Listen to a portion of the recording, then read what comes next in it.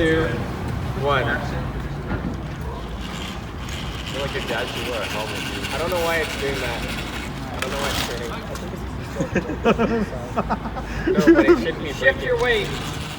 Please join us in congratulating the 2020 Los Angeles Regional Woody Flowers Finalist Award winner, Mike Hashiro from Team 2637.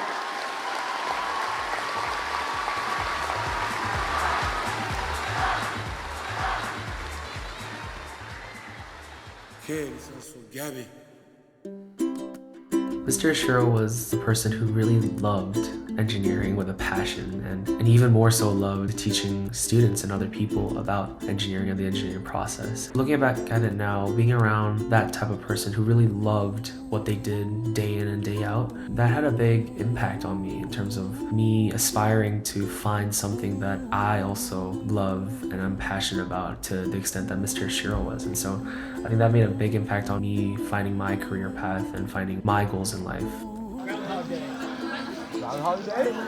Mr. Ashiro taught me to be curious, to question assumptions, and to push boundaries and challenge ideas. I felt free to try new things when I worked with him because I knew that he would always be there to support me through any unforeseen challenges or difficulties. And I don't know if I would have made it through all 4 years of FRC or poured as much of myself and my time as I did or grown as much as I did through the program without his help and support. And in a way, I think I viewed him as a superhero because I had such firm faith that I could always turn to Mr. Ashiro for support and advice on any situation. Mike Ashiro, Team 2637.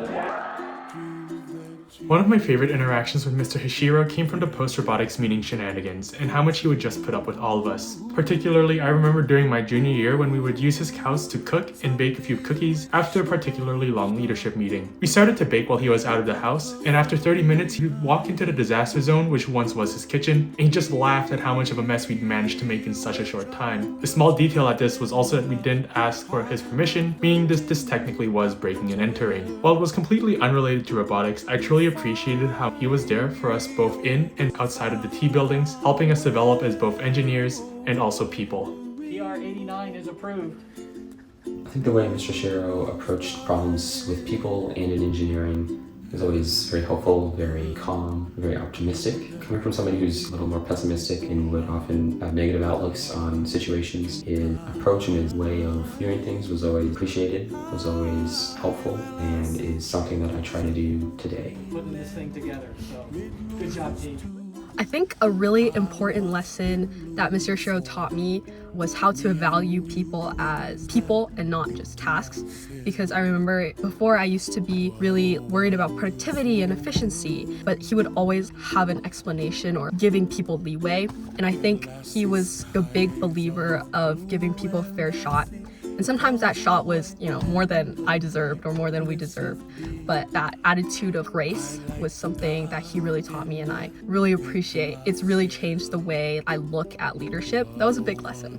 Thank you for allowing your kids to spend countless hours.